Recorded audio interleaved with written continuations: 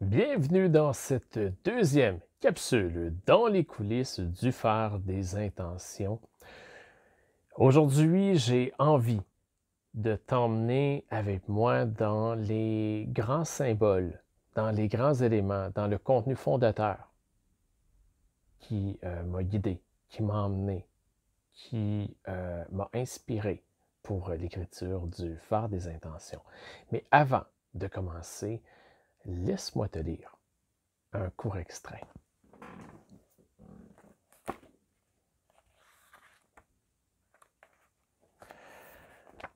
Prêt, pas prêt? On y va. Une fois le traversier rendu au quai de l'île et la rampe d'accès pour les véhicules déployés, je remets ma voiture en marche et m'engage sur le chemin de gravier.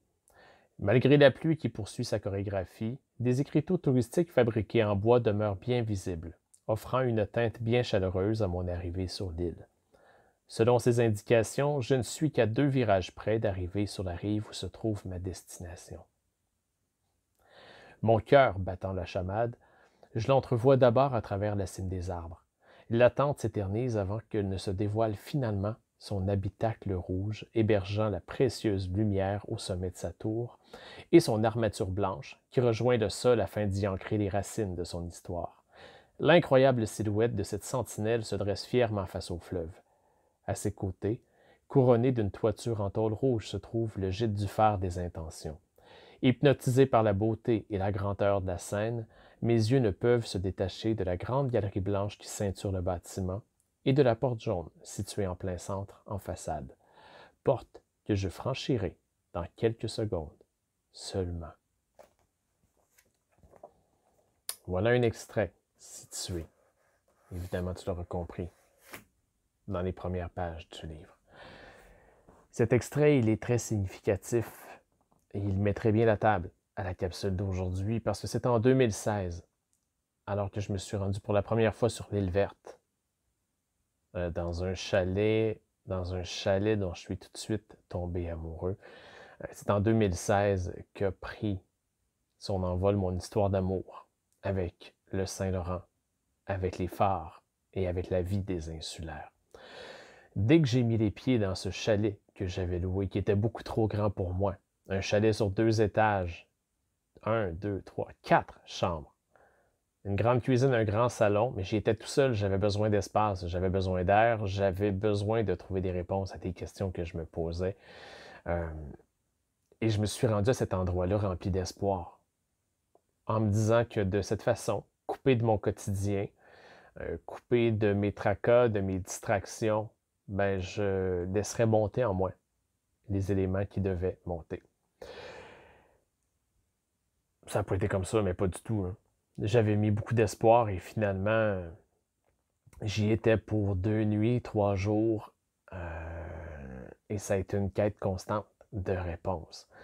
Maintenant, une fois que j'ai mis de côté cette espèce d'anxiété de trouver et que je me suis permis de vivre l'île, ben, je suis tombé sur un DVD laissé dans un vieux panier au salon, un DVD du propriétaire de l'endroit, Gérald Dionne, qui avait été interviewé parce qu'il est natif de l'île et il a été, lui et sa femme ont été les derniers à avoir des enfants qui allaient sur l'île. Après ça, bien évidemment, ils ont dû se trouver un pied à terre sur la rive parce que c'est là où ça se passait. Ils ont quand même conservé leur maison. Bref, à travers l'histoire de Gérald, j'ai eu l'impression de revivre quelque chose, comme si moi aussi j'y avais déjà habité, comme si moi aussi j'avais déjà été sur une île. Cette solitude dont il parle, le fait qu'on puisse se rendre sur l'île que par traversier, par hélicoptère ou en skidoo sur les ponts de glace l'hiver lorsque c'est possible. Le rythme des saisons, la dureté des hivers, mais en même temps le réconfort des habitants qui y habitent. Tout ça m'a bercé et a donné une autre dimension à mon escapade. J'ai aussi, pendant ces 3 jours, découvert le phare, le plus vieux phare du Saint-Laurent, celui de l'île verte. C'est en partie, ben en fait, c'est pas en partie, ce phare que tu vois derrière moi sur la toile, ben c'est une représentation du phare de l'île verte. Euh, le phare de l'île verte, quand je suis arrivé, j'avais pas d'histoire d'amour, moi, particulièrement avec, avec c'est ça, avec les phares.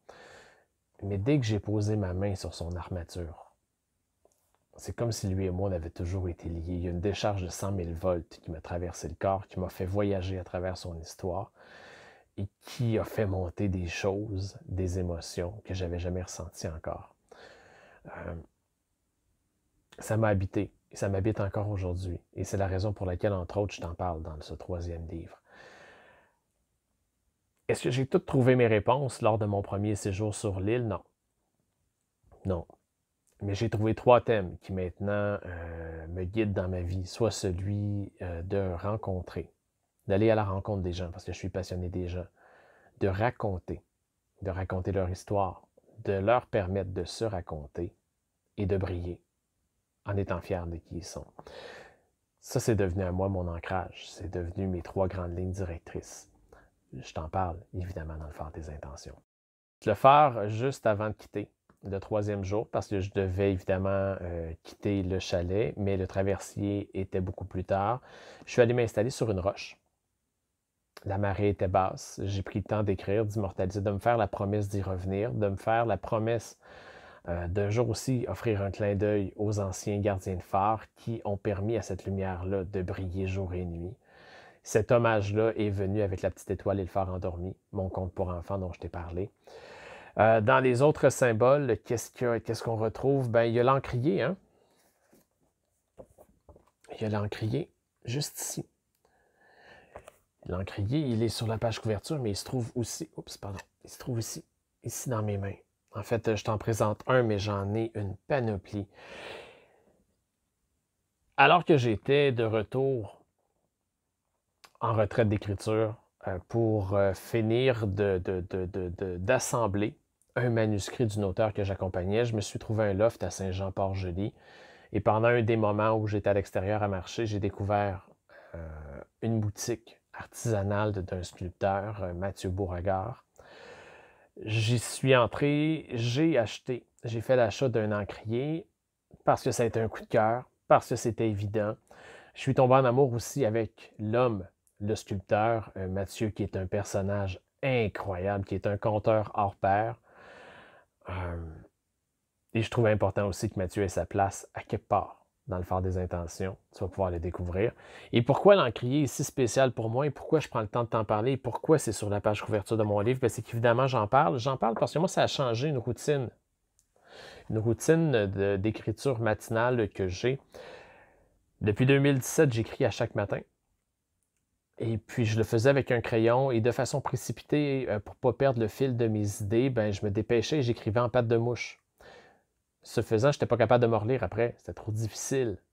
J'essayais de me discipliner, je n'étais pas capable de ralentir la cadence. Quand j'ai découvert l'encrier, quand je me suis installé pour la première fois avec la plume, ben, tout a changé. Parce que tu sais, une plume de cette grosseur-là, tu vois, ça c'est la grandeur de ma main, là. Alors, il y a un embout. La prise n'est pas la même. La prise demande à ce qu'on se concentre pour garder le contrôle parce qu'il y a un contrepoids qui se fait au niveau du bois. Mais c'est venu changer mon écriture parce que conscient de tout ça, j'ai dû resserrer ma façon d'écrire en prenant le temps de bien appuyer sur mes mots et de mieux les ressentir. Ce qui était automatique est devenu beaucoup plus ancré comme processus d'écriture. Maintenant, le phare des intentions, le titre, parce que là, on a parlé du phare. Le phare des intentions, la composition même du titre, il faut savoir que en 2019, j'ai lancé les 2 livres. En 2020, j'ai eu la chance de participer à un salon grand public qui s'appelle toujours le Salon de l'Éveil, organisé par mon amie Cathy Tropiano. Le Salon de l'Éveil est un endroit où les gens en mieux-être, en développement se retrouvent pour offrir, en fait, pour faire connaître leur entreprise. Dans mon cas, moi, c'était mes 2 livres. Maintenant, je n'avais jamais fait de salon grand public. J'avais fait le Salon du livre de Montréal, mais là, je devais faire un salon grand public et trouver une façon d'entrer en connexion avec les gens. Je ne savais pas trop comment faire. Et Joanie Marois, qui est une autre amie, qui participe au même salon avec Marie Boulanger. J'ai eu un échange avec Joanie en lui partageant un peu mon inquiétude, en lui disant « Écoute, moi, juste aller là avec mes livres, je ne sais pas ce que je vais faire, là, je ne sais pas de quelle façon je vais être significatif. » Puis elle m'a dit « Oui, mais toi, le phare, c'est un symbole qui est très puissant. Alors, pourquoi tu n'en aurais pas un sur ta table? » Et là, bien évidemment que les gens vont être attirés. Là, tu vas pouvoir leur raconter l'histoire et ainsi de suite.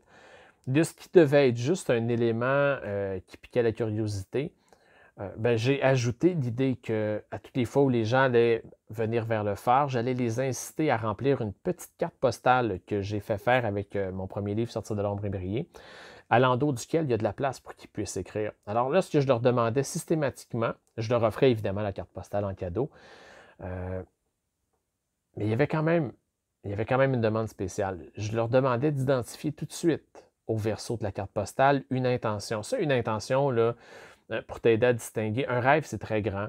Un rêve, c'est dans l'univers.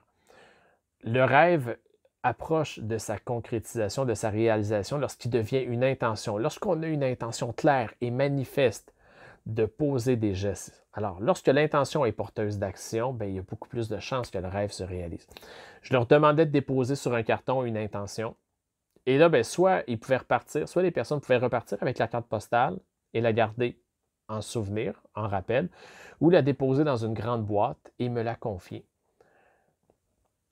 À mon tour, au moment, je l'ai fait de façon instantanée, je l'ai fait de façon spontanée, mais ce à quoi je me suis engagé, c'est de leur envoyer un petit coucou, leur faire signe de vie, au moment où je sentirais qu'il serait le bon, pour leur rappeler leur intention.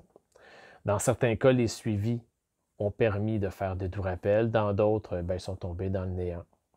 Nonobstant tout ça, la démarche, elle, de nommer un rêve et de la traduire en intention, c'est là où elle s'est installée dans mon subconscient. Après avoir suivi un cours sur l'art de communication, sur l'art de prendre la parole en public avec mon ami Yannick Anctil, Yannick a une espèce de bibliothèque du succès dans laquelle il dépose des livres inspirants. Et je suis tombé sur un livre audio qui s'appelle « L'arbre des propositions ». L'arbre des propositions, ça a été mon premier contact avec un livre audio. Je l'ai écouté tout de suite dans ma voiture. Depuis, je l'ai écouté 3 fois. Yannick m'a même fait cadeau, parce que c'est un emprunt, m'a même fait cadeau de l'arbre des propositions. Cette œuvre, qui est une œuvre qui est à la base une histoire d'amour, mais qui repose sur ce symbole, l'arbre, et des propositions, parce qu'un jour tu l'écouteras, mais tu vas comprendre.